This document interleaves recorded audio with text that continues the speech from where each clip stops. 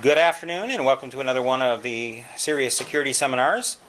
We are in our 14th year of these seminars and we have yet another interesting speaker to present to you this afternoon. Sid Stam is a PhD student at Indiana University where he's working with Professor Marcus Jacobson. He's a graduate of Rose-Hulman Institute of Technology right here in Indiana and then went on to IU where he's been working on a number of different things. He's going to talk to us today about his work on various kinds of invasions of browser technology and how to deal with various kinds of phishing attacks. So please join me in welcoming Sid Stam. Sid. Thank you. So everybody's heard the term phishing, right? Because phishing is evil. The latest trend in the news is to scare people out of using online identity because it could be stolen. And so everybody knows that phishing is definitely a growing business. The evil guys want to steal your ID and your password and your bank account number so that they can have your money. And because phishing is a big deal, people are trying to stop it, naturally, right? So the attacks have to become more complex. And we've been seeing more and more convincing phishing attacks and more confusing to understand phishing attacks. And so we need these detection and prevention measures to figure out how to stop phishing before it starts so people get to keep their money. So today I'm going to talk, I'm going to show you some example phishing attacks for people who aren't maybe up to date on exactly what phishing is and how it works. I'm going to talk about these more complex context-aware phishing attacks, also sometimes called spear phishing. I'm going to show you a specific attack that's particularly nasty, and then I'll show you some solutions to that attack. So I got this phishing email today. It's a little blurry, but I had to whip it into the slides as fast as I could. And it's from Fifth Third Bank, and this is the bank I use, so I pay attention to these phishing emails very carefully.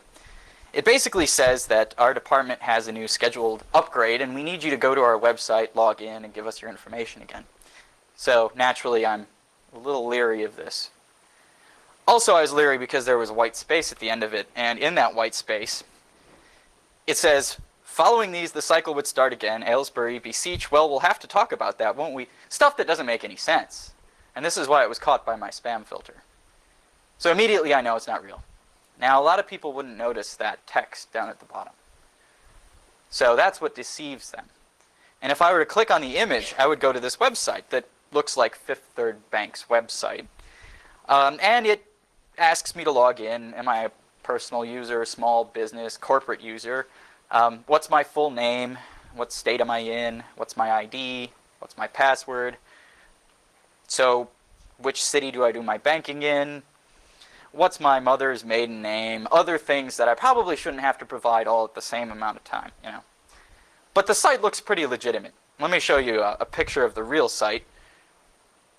Looks pretty much the same. Now switching back. They did a good job of copying it, but the real site only asks for your ID and password. They want you to log in, verify who you are. The phishing site wants to steal it from you.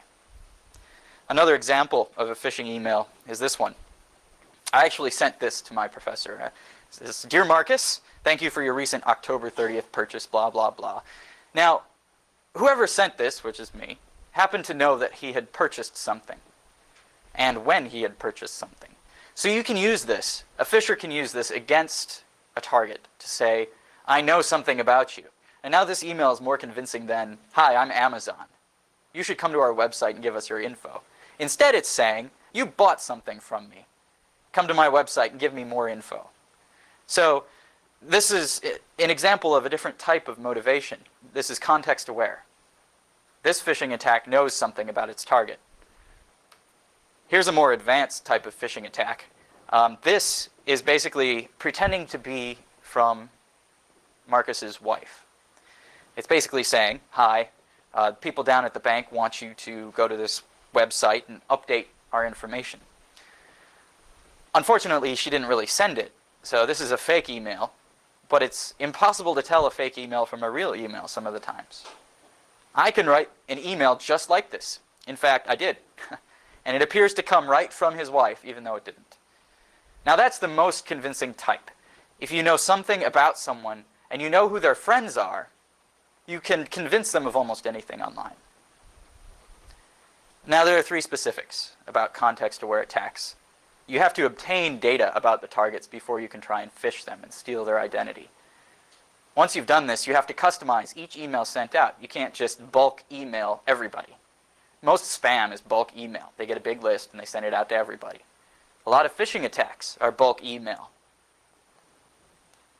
The only thing about context-aware that's really, really important, and this is why we focus on it, is that it's really convincing. A phisher will get a much higher yield rate, or many more people will fall for his attack if he can use context-aware phishing. For example, here's a social network. Alice knows Bob, Cindy, and David, and they each know some other people. Maybe you're familiar with MySpace or Facebook or something like that. Those are all social networks. Well, a phisher could mine a network like this for relationships and figure out who's friends. And then they could craft emails from somebody's friends and send them out, and send out legitimate-looking emails. Last year at Indiana University, some friends of mine actually did a study like this. And they crafted emails that were mined from a social website, like a MySpace or a Facebook.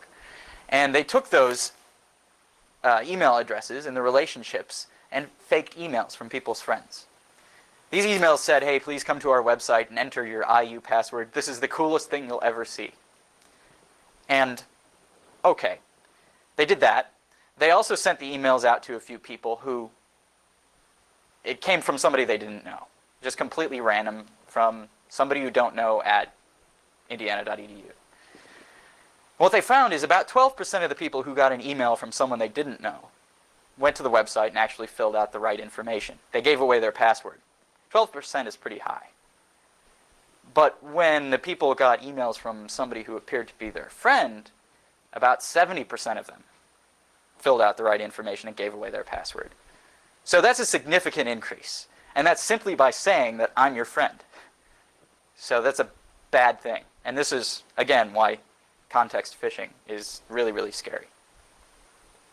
The particularly nasty attack that I want to talk about is called, we like to call it browser recon. It's not a new attack. It's been around since October 2000. People have known about this, but haven't done anything about it because they didn't know it could be used in phishing. In October of 2000, phishing wasn't a big deal. It's definitely a big deal now. Basically, the idea behind this is you go to somebody's website and they figure out what your browsing history is. They know where you've been, what sites you've visited. Once they know that, they could probably guess which bank you use. Particularly nasty. I think I've found a couple. I think quite a few other online stores and e-commerce websites use this to figure out which one of their competitors you've been to. That's okay. It's a little invasive. But figuring out which bank I'm from makes it really easy to figure out how to phish me, how to steal my credit card information. You know which credit card company I use. So let me tell you a little bit about how this works. So here we have a computer and we have a server. I guess this is slightly different than browsing history. This is actually cache history, so things your computer's downloaded. Normally what happens is your computer asks for a web page, and then the server responds by sending you the web page. And on the web page there may be some images. In this case, we have an image called pic1. It asks the server for the image because it doesn't have it yet. And the image goes to the computer and it's saved in the cache. Once that's done, all the other images are downloaded and the page is shown to the user. Now, if it's in the cache, there's a slightly different behavior. So first it asks for the web page. Web page gets sent to the client. It figures out, I already have a copy of this picture. So it doesn't have to load it. And it will continue to do that for everything else that it has copies of. This makes it a lot faster to show the web page. And that's why we use web cache. We download files once, and then if we don't need to, we don't download them again.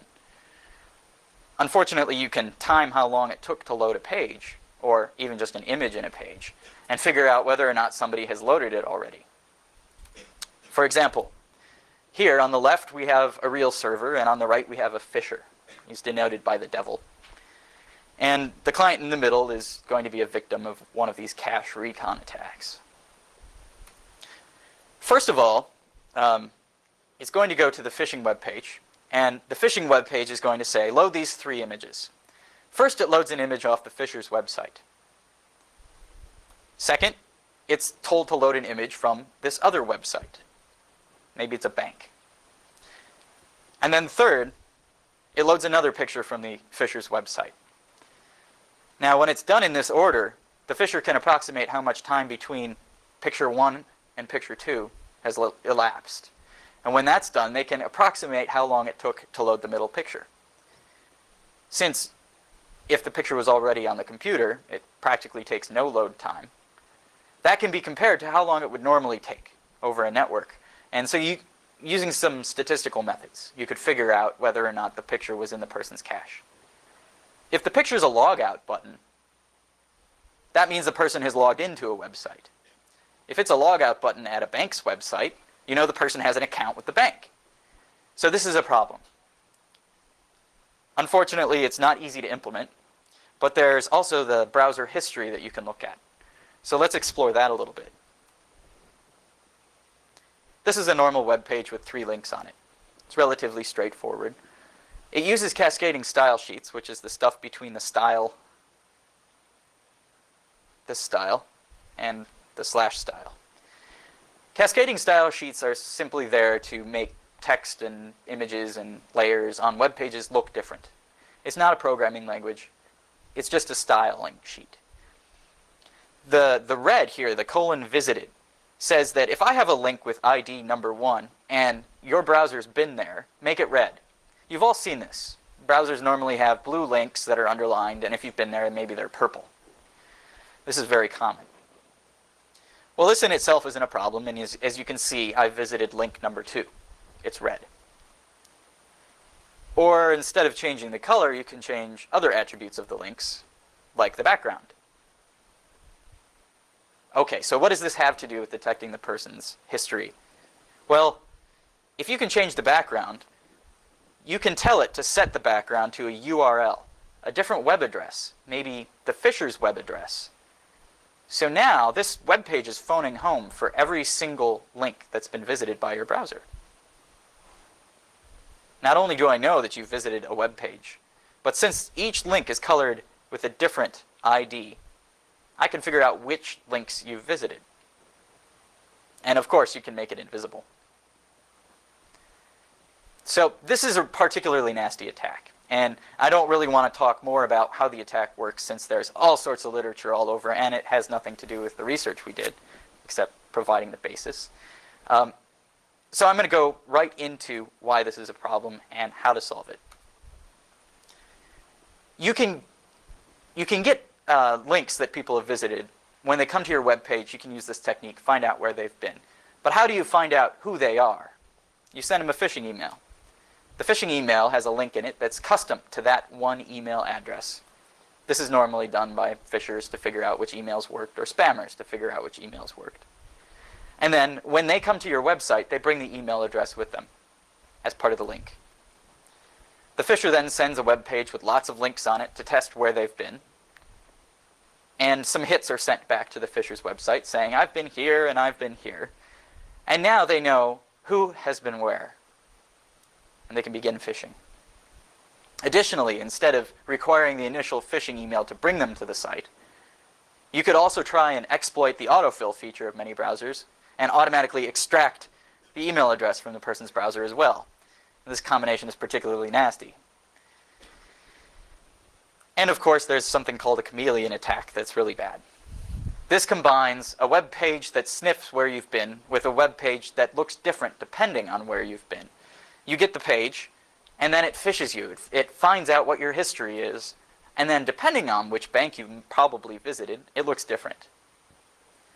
In principle, this could be done in emails as well. So one email could be sent out to a ton of people, and it looks different depending on who looks at it.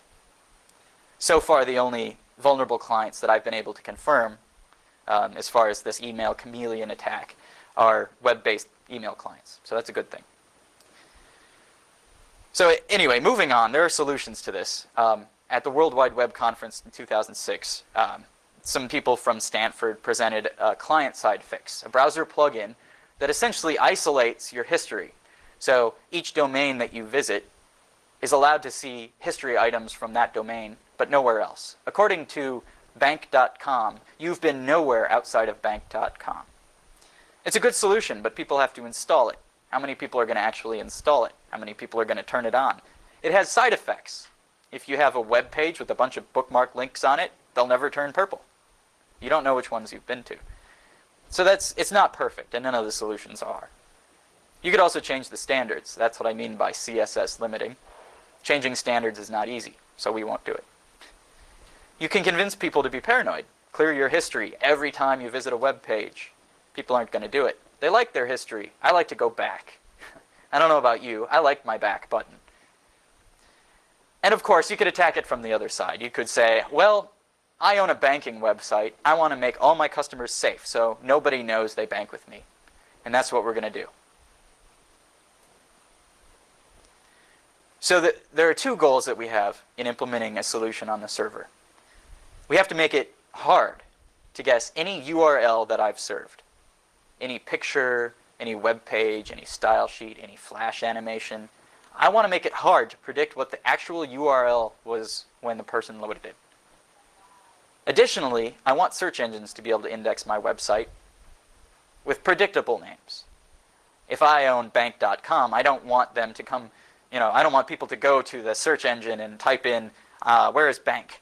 And come up with garbage-looking URLs. They won't trust those, and the search engine won't like that. So those are the two important things. So somewhat formally, this is what it looks like. I'm chase.com, an example of a banking website. I serve pages to clients. Those clients, when they load the page, enter that into their history. I don't want a phisher to be able to predict X, which is entered into their history. Additionally, if you throw a proxy server in the mix, it gets a little messier. But I don't want to be able to predict X, which is in the client's history, or the proxy server's history. This is important. So I'm going to use two techniques to present the solution. There are two things that it's going to do on the server side. First of all, it's going to add pseudonyms to all the URLs that it can. These are randomly generated numbers. They're long strings. And if Phisher was trying to enumerate the number of possible pseudonyms on the end of a URL, they'd run out of time quite easily. These don't take very long to generate, so that's convenient. Additionally, there are some URLs you can't put the pseudonyms upon. It's just that hard. So we're going to do something called pollution. So this is pretty straightforward. If I go to bank.com, it automatically sends me to a whole bunch of other links. Bank2.com, bank3.com, google.com, ebay.com. All of those get entered into my history, even though I didn't specifically go there. This is really convenient. If all the banks collude, they can all enter all the banks' names into my history. Now, all they know, if you're a phisher, all you know is that I've gone to a bank's website. You don't know which one. But that can be kind of mean. Generating a bunch of traffic that's unsolicited is not a good idea. So we don't want to use that unless we absolutely have to use that. So this is what web browsing looks like right now. A web page is requested, and it's sent. We got the server on the right and a client requesting the page on the left. After our solution, this is what it looks like. They request with a pseudonym. This is the pseudonym on the left. It comes through our little translating proxy thingy here, ST, and the pseudonym is pulled off because it's no longer needed. Between the proxy server and the client, there may be some problems of, phishing or eavesdropping. But between the client and the original server, that's the thing on the far right, there doesn't need to be a pseudonym. In fact, there shouldn't be because there wasn't before. The beauty of this technique is going to be that you can use an existing server, plug this in between the server and all of your clients, and all of a sudden they're all secure. Now the page goes back through the translating proxy, puts the pseudonyms on, translates it, does many things, and then the result is sent back to the client. So now all the links they click will have random numbers in them. Now, ideally, it wouldn't be two separate servers. It would be two pieces of software on the same server. It's cheaper. It's probably faster. But we implemented it this way so that you don't have to completely rewrite any websites. You just plug it in and it works. It's easy, and that means it's expandable. So what is a pseudonym? I talked about these randomly generated things, but where do they come from? Well, they're established. As soon as somebody comes to my website, I look to see if they have a pseudonym. If they don't, I give them one, make a new one up, add it to all the links on the web page. Any further links will have a pseudonym. I then probably want to pollute. If they already have a pseudonym, I check to see where they came from. I can use the HTTP referrer header and find out which page brought them to my website. If it's one of my own web pages, I'll just use the pseudonym they came with. If it's not one of my own web pages, that may be a phisher trying to infuse a pseudonym into my system. So I'll throw it away and make a new one. When in doubt, throw it away and make a new one. Doesn't take very long. So that HTTP referrer field is sometimes not there. So you could implement a strategy with cookies to determine whether or not it's valid. You could use message authentication codes. There are a lot of different ways to basically decide whether or not the pseudonym in use is valid. So I won't go into that. If you're interested, I can point you to my paper. But there are other things to deal with. Robots come to the website. Search indexers. Google's bot that comes and pulls all the web pages off so that people can search for them. I don't want to have to privatize those. I don't want to have to hide their URLs because they're not going to be vulnerable to phishing attacks. Who do you think Google banks with? And does their bot do online banking? Probably not. So there's no need to do that. We can detect who their user agent is, figure out if it's a bot or not, and if we know for sure it's a bot, turn our system off. No overhead. Additionally, when do we pollute? I told you we should probably enter random websites into the person's history and cache if they don't have a pseudonym with the URL they're using. Well, yes, you should. But you should also consider where they came from. And this is totally up to people who implement the system and how much they trust all the websites around them. In short, you want to pollute as little as possible because this takes a while on the user's browser. It's messy, and it generates unwanted traffic. What about links to offsite data? Well, if there are links on my web page to other web pages, they can sniff the referrer field and figure out where the person came from. If they do that, they get a pseudonym. They can use that to try and phish. So we don't want that pseudonym going to other people's websites. We want to get that out of the HTTP referrer field. We can generate a redirector on our website that will do this for us, strip off the pseudonym and redirect it. Additionally, bookmarks. People want to bookmark web pages. If they bookmark a page with a pseudonym on it, they'll always be using the same pseudonym. Then it's like not using a pseudonym at all. So we have to be careful about this. You have to use a technique, either HTTP referrer or a cookie that expires quickly, to throw away these pseudonyms as soon as they're used. Additionally, you need to encourage people not to bookmark sites with pseudonyms. Anyway, let me go into an example of how this works. So here's a client. Bank.com is the translating proxy that I just talked about. It does all this work. And 10.0.0.1 is the hidden server, the formerly known as bank.com server. We've pushed that into a private network behind bank.com so that it can only be accessed by our proxy. This is important. People have to be forced to go through the proxy, which to them will look like the server. So what happens is the person sends a request. We'll assume that a pseudonym is already established. And bank.com strips off the pseudonym and forwards the request on to the real server. The real server then just serves up what it normally would and sends it back to bank.com. Then all the processing starts. Say we start with these three things. We have an off-site link, we have an on-site link, and we have a relative link. First of all, the on-site link originally pointed to the real server. We now have to point to the translator instead because the translator is now pretending to be the real server. So that's replaced. Then we have to set up a redirect so that g.com doesn't know the pseudonym that was used.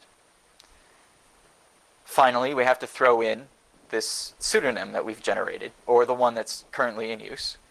And notice that the relative link stays a relative link. Browsers are smart enough to figure out where the page came from and do relative links inside that domain. Once that's done, it's sent back to the client. The important part here is this is the client's perception. There's no change. This can be implemented by a service provider to protect all of their clients. That way, you don't have to convince a whole bunch of people to install an extension. You don't have to tell them to go into preferences and check a certain box. You don't have to rely on standards committees to turn something off in their software specifications. It just works. Nothing will be different from the client. I believe this is the most important thing, because I don't think we can rely on people who are browsing the web to know exactly what they're doing, or even care. But if I'm a bank and I don't want my clients to be phished, this is the easiest way to fix them. It's like a guardian angel. Okay, so there are some different policies you can define when using this proxy.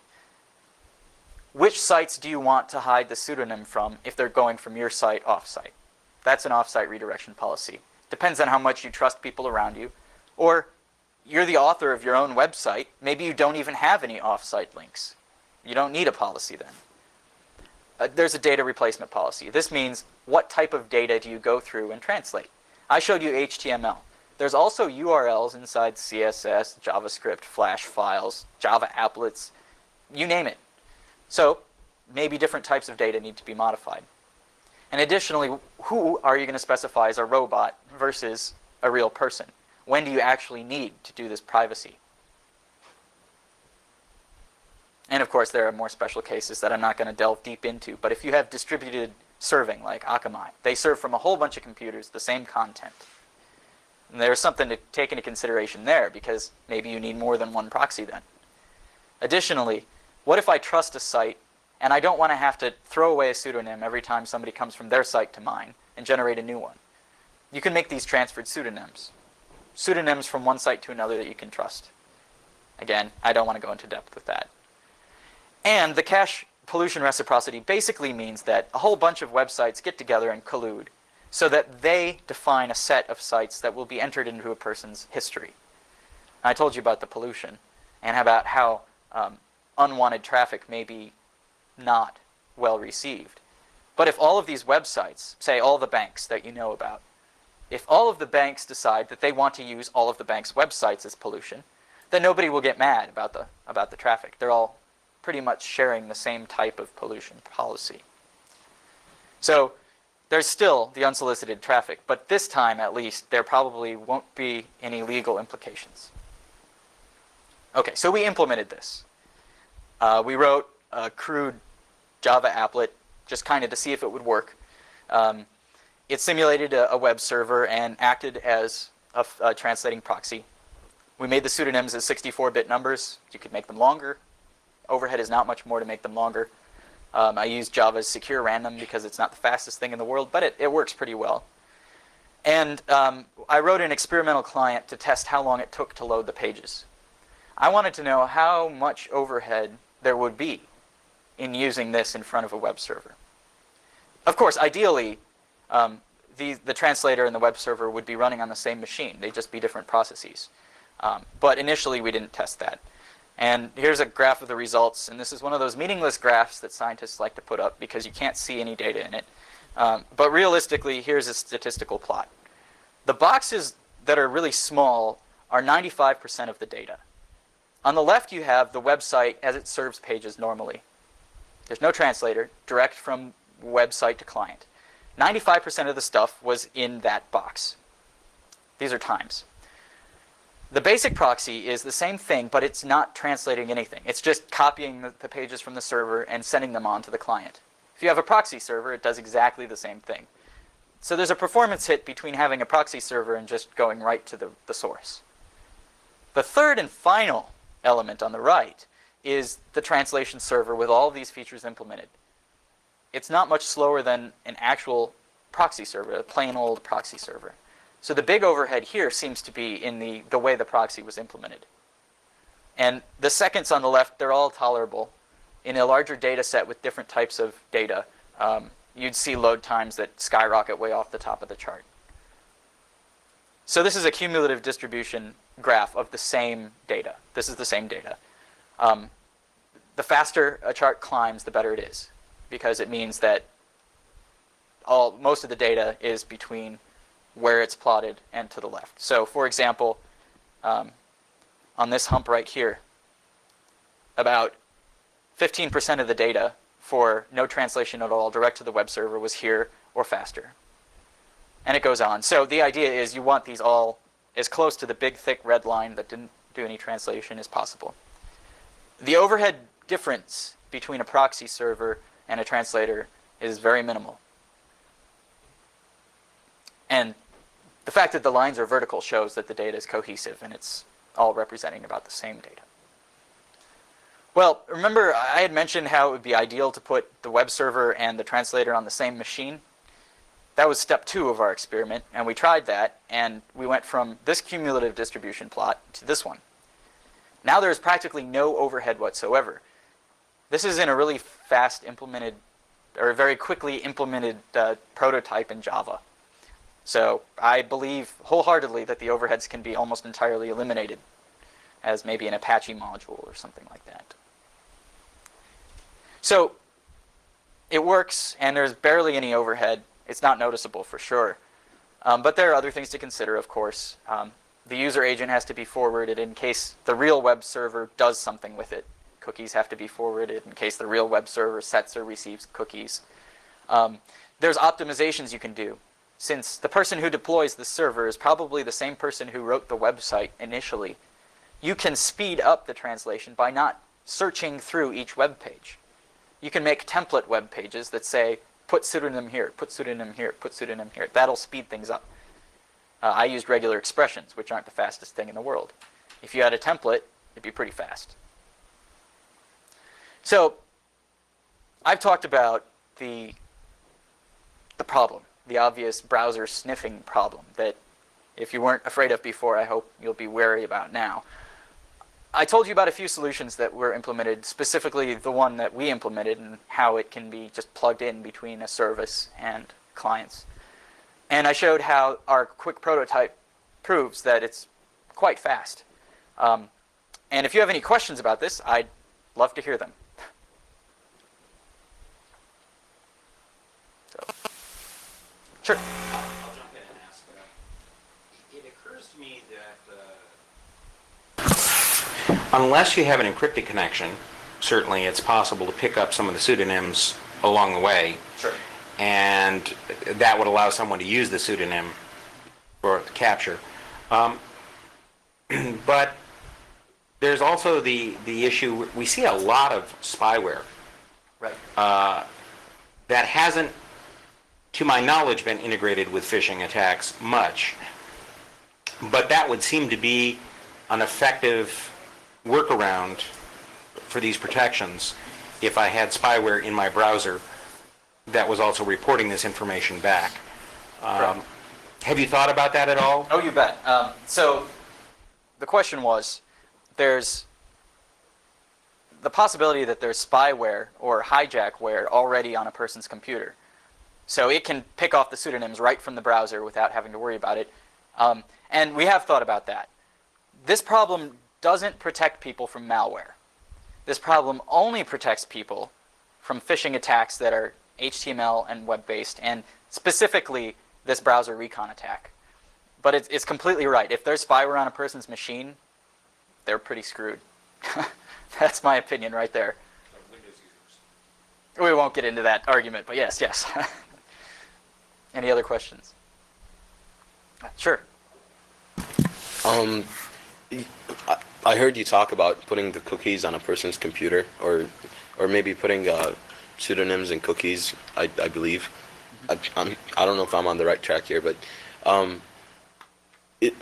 is that the way you implemented it, or I mean, how would it be implemented? Because if you're putting cookies on a person's computer, there's still a big chance of grabbing information Sure. from the person's computer at that point. Okay, so let me make sure I understand your question right. The question was that I said something about implementing this using cookies. How does that affect the security of it? And Yeah. because they can just be sniffed out of JavaScript. Exactly. Okay. Cookies can be used to verify whether or not a pseudonym is old. So what I had in mind was not to use cookies instead of putting the pseudonym in the URL. What I had in mind was when you set the pseudonym, you also set a cookie with the same value. Next time somebody comes to your website and doesn't have a pseudonym, or maybe a time has expired, you look to see if they have a cookie. If they do, and it's an old pseudonym, and it's the same pseudonym that they're using, you know for sure that it's stale. So you'd have to use the cookies with a time limit to basically expire old pseudonyms, but you can't use them instead of the URL problem. I don't know if that helps answer your question. You can't use them alone to verify a pseudonym, that's for sure. No, the reason I was asking is cookies have usually a session ID associated with them, and there's issues with if the attacker can get access to that certain session ID, they might be able to do certain things with the client computer. So one way around them is you can actually do cookieless sessions. You can write your own protocol or something like that, but it's just something I had in mind because it seems like a cool idea, but try to eliminate the client out of it in one way or another, and cookies is We can always talk going to about remain that on the more. I'm client. interested to hear your thoughts. Okay. One thing to note as well, this doesn't work if there's a man in the middle at all, because they can just strip it right off. But I haven't seen any in the wild phishing attacks that are man in the middle. Yet. I shouldn't say I won't. Yet. That's also harder to pull off a man in the middle. Any other questions? Got another one? Yeah, there are many organizations that have installed border proxies that, well, are used for several reasons. Security is part of it, but also simply for bandwidth assistance or for filtering prohibited content. It would seem to me that if you're able to compromise in some way at that proxy, or actually, if the request originates from the proxy itself, that's where the pseudonym would go, would be for the proxy, not at the merchant's proxy, but at the client's proxy. So, for instance, if I had a squid proxy Okay. for Purdue, would the pseudonym be attached to the proxy or to the client behind the proxy? Well, Would the there be any pseudonym- way of doing it? Okay. I think the confusion here is with the URLs as they go through that client-side proxy. I think they would just go right through. If your squid proxy was compromised, it would effectively be a man in the middle between the client behind the proxy and my server. So I kind of think of that as the same problem. Well, in part, I guess what I'm thinking here is that if the pseudonyms transited the proxy without alteration, Okay. then it would effectively reduce the effectiveness of the proxy for caching. Correct. Yes. Yes. This does kill caching session. Okay. But there's also an argument to be made about whether or not secure socket layer connections should be cached ever by a proxy. Because, well, they probably can't because different keys are used. So I kind of see them as the same thing. We can talk offline. There actually is a protocol for proxies where when I have to do a secure socket layer to the outside, and this is used in some environments, Plays man in the middle with the sockets. that, yes, it does, that it actually does that transition. And that's primarily done in organizations where I'm worried about disclosure of confidential information. Right. And so the proxy is examining whatever I'm sending out over the connection. And it just basically reestablishes itself as Sure. in the middle. So I guess there are, as you said, there's some boundary cases. Akamai was another one that came to mind, or Digital Island, for the way they serve. This is clearly isn't going to cover all the cases, but it does cover a lot of the interesting ones. Sure. Sure.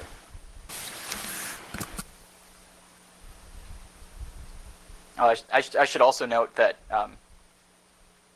I would personally use this translator for web services that maybe my clients don't want anybody to know about. A banking website, a commerce website, maybe voter registration, something like that. There's no reason this should be implemented for Google. Google doesn't need this. There's no reason it should be implemented for a newspaper's website, unless maybe the newspaper is worried about competition. So I think, for the most part, things that should be cached will be cached by a proxy, but there will be a little performance hit, yeah. Any other questions? Did our colleagues at Bloomington join us? See them? I see two of them. They have any Well, 1.5. You guys over there have any questions? Can you hear me? Yeah, they can hear me. Okay. Do you guys have any questions? Oh, we only joined your talk halfway through because we had some bookkeeping to take care of, so I don't think we do. Okay. Yeah, so We'll just remind you guys to hit the mics when you guys ask your own questions. That's a good idea. Yeah, that's a good idea. okay. Oh, that's it. Well, if we have no other questions, thank you very much. Yeah, thank you very much.